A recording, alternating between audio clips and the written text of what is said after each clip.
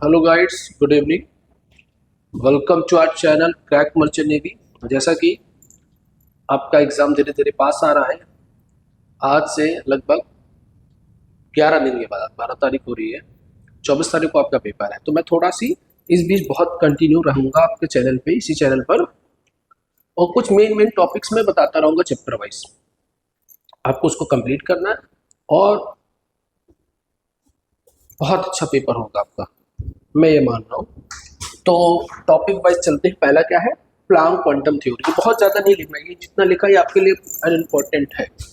अब देखिए Planck quantum theory क्या पढ़ा कि प्लांक ने क्या बताया कि ब्लैक बॉडी रेडिएशन इमिट करेगी डिफरेंट थर्मल रेडिएशन को of wavelength, and to explain this theory max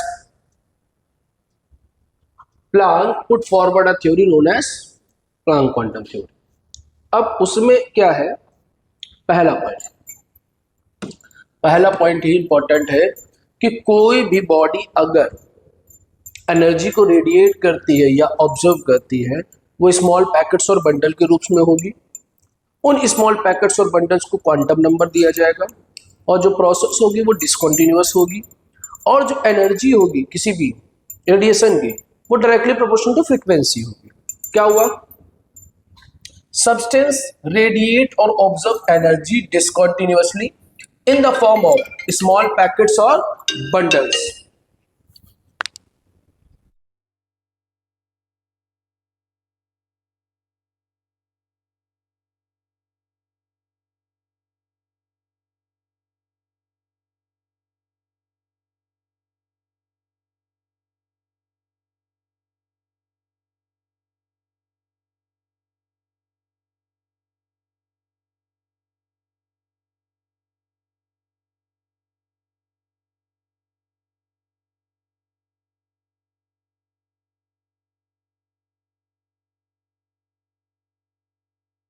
तो ये है पहला क्या है? Substance radiate or absorb energy discontinuously in the form of small packets or bundle.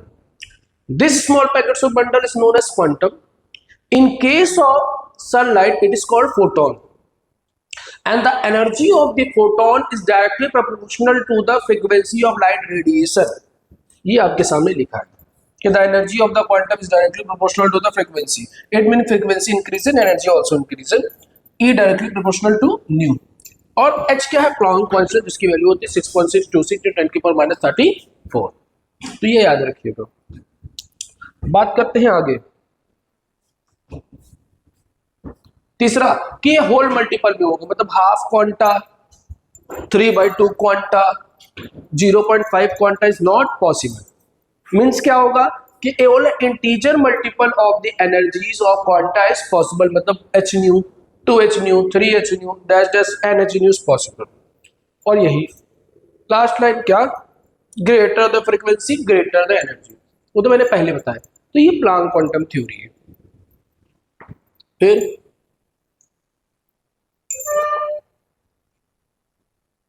ठीक है, अगर ये क्वेश्चन ऐसे आ जाएगा तो क्या करना है क्वेश्चन में? देखिए ये क्वेश्चन में ऑप्शन काट दे रहा हूँ कि ऑप्शन अभी नहीं हम लोग बंद करना है। कह रहा है frequency find calculate the frequency and energy of the photon of wavelength. भैया वेवलेंथ आपको दी गई है 5000 एंगस्ट्रॉम और आपसे फ्रीक्वेंसी पूछा है। तो भैया न्यू बराबर होता है c/λ। तो न्यू निकालना, c केवल 3 × 10⁸ डिवाइडेड बाई, इसकी वैल्यू क्या होगी? 5000 × 10⁻, एंगस्ट्रॉम है तो -10, और एडवर्स करोगे तो 10⁻⁻7 आ जाएगा। मैंने कह दिया 5/10⁻7, ये ऊपर गया 3/5 × 10⁻15, काटेंगे तो न्यू बराबर आ जाएगा 0.6 × 10⁻15। जैसे हटाएंगे तो न्यू बराबर 6 × 10⁻14। ये ऐसे करके आंसर आ जाएगा आपका। क्लियर? आगे बढ़ता है। फिर कह रहा है क्वेश्चन में, which of the following particle not detected in magnetic field है? जो चार्जलेस होगा भैया कौन? Neutron. C option, C option is correct. आगे बात करते हैं, which of the following magnetic radiation have an greater frequency? X-ray, ये आपके सिलेबस का नहीं है, आइए आगे बेटा। हाँ, photo electric effect, this is another important topic. Photo electric effect क्या होता है? When a suitable frequency of light radiation incident on a metal surface, मतलब किसी मेटल सरफेस पे अगर suitable frequency of light radiation को इंसिडेंट करेंगे तो क्या होगा, उस मेटल सरफेस से इलेक्ट्रॉन इजेक्ट होने लगेंगे, और उसी फिनोमेना को क्या बोलते हैं? Photo electric effect. देखिए लिखा है, the photo electric effect is a phenomena in which electron are ejected from the metal surface when a light is incident on it. These ejected electrons are called photoelectron, and it is important to note that the emission of photoelectron and the kinetic energy of the electron differ. वही है जो मैंने बोला कि अगर किसी भी suitable frequency of light radiation को हम लोग मेटल सरफेस पे डालेंगे तो क्या आएगा? इलेक्ट्रॉन्स निकलेंगे, और इसी फिनोमेना को क्या बोलते हैं हम लोग? Photo electric effect. आगे बढ़ते हैं। देखिए ये फिनोमेना लिखिए कि ये लाइट रेडिएशन मेटल सरफेस पे आ रही है और मेटल से क्या निकल रहे हैं? इलेक्ट्रॉन्स निकल, इसी फिनोमेना को बोलते हैं क्या? Photo electric effect. अब जरा दो चीजें सुनिए, मान लिया इसकी एनर्जी क्या है? E बराबर एच न्यू, अभी पढ़ा है हम लोगों ने एनर्जी ऑफ रेडिएशन, और ये मेटल सरफेस है। तो बेटा ये एनर्जी दो पार्ट्स में डिवाइड होगी, डिस्ट्रीब्यूट होगी।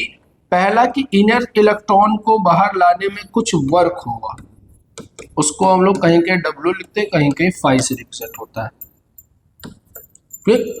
और जब ई इलेक्ट्रॉन ऊपर आ जाएंगे सरफेस पे तो ये क्या होंगे? इनको काइनेटिक एनर्जी दी जाएगी। तो क्या हुआ कि भैया E बराबर फाई प्लस काइनेटिक एनर्जी, तो भैया E बराबर होता है एच न्यू, और D बराबर होगा H new not plus half mv square. तो क्या बन गया? H कॉमन होगा, न्यू माइनस न्यू नॉट बराबर half mv square. This is photo electric equation. जिसने भैया इसको एक्सप्लेन किया है आइंस्टीन ने दिया था फोटो इलेक्ट्रिक इक्वेशन। क्लियर हो जाएगा, याद हो जाएगा आपको, धीरे से आपको याद कर लीजिएगा।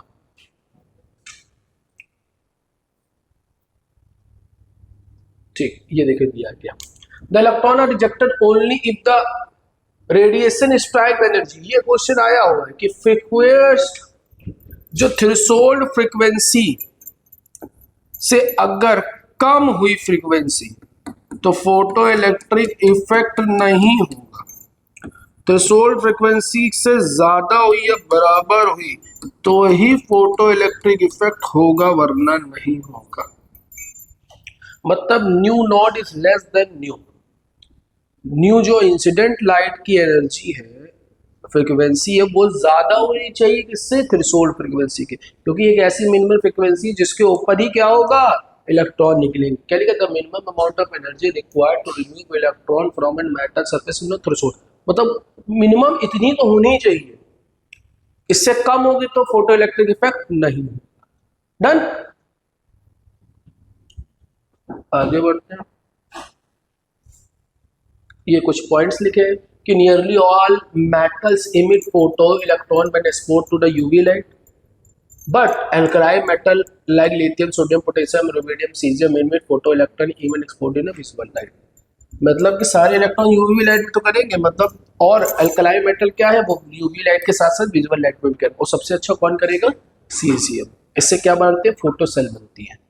क्या बनती है बेटा? Photo cell. फिर लिखा डुअल नेचर ऑफ मैटर, ये किसने एक्सप्लेन किया? De Broglie. डी ब्रोगली कहते हैं कि कोई भी माइक्रो पार्टिकल है वो दो पार्टिकल नेचर भी लगता है और वेव नेचर भी लगता है।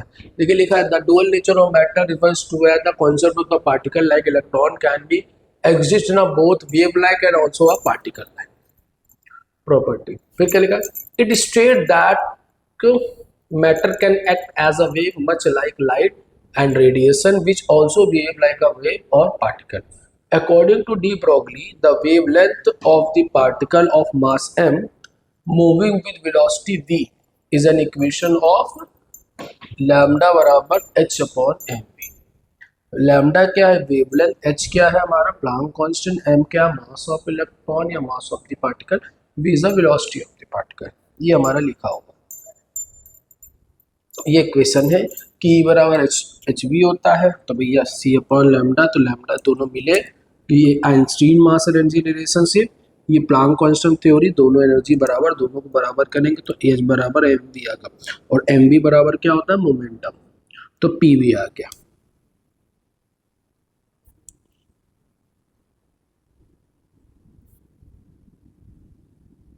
फिर ये दोनों क्वेश्चंस हैं,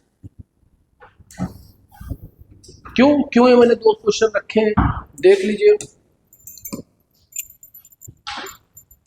एक मैं प्रोटॉन की बात कर रहा हूं कि बहुत ही स्मॉल इसका क्या होता है मास, और एक मैंने 10 कह रहा हूं 60 ग्राम की एक बॉल ले ली जिसका मास थोड़ा कंपैरेबल है।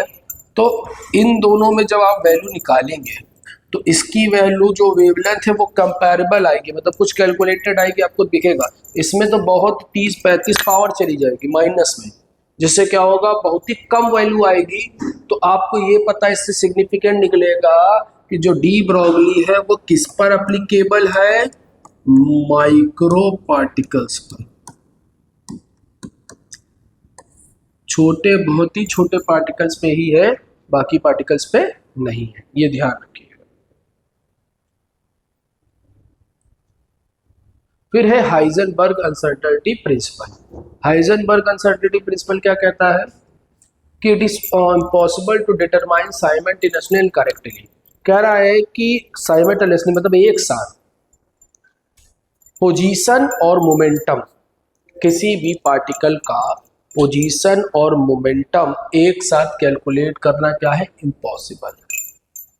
या पोजीशन एंड वेलोसिटी, अगर पोजीशन मेजर कर मतलब कैलकुलेट तो हो जाएगा, मतलब एक्यूरेट एग्जैक्ट वैल्यू लाना impossible. It is impossible to determine simultaneously correctly the position and the momentum of a moving particle. ये हमारा है, और एक फॉर्मूला निकलता है, डेल्टा एक्स क्या है, uncertainty in position, delta p क्या है, अनसर्टेनिटी मोमेंटम। ये किसके बराबर होता है, greater and equal to h upon 4 pi, और जो पी बराबर एम वी होता तो एम बाहर आ गया, एम नीचे चला जाएगा।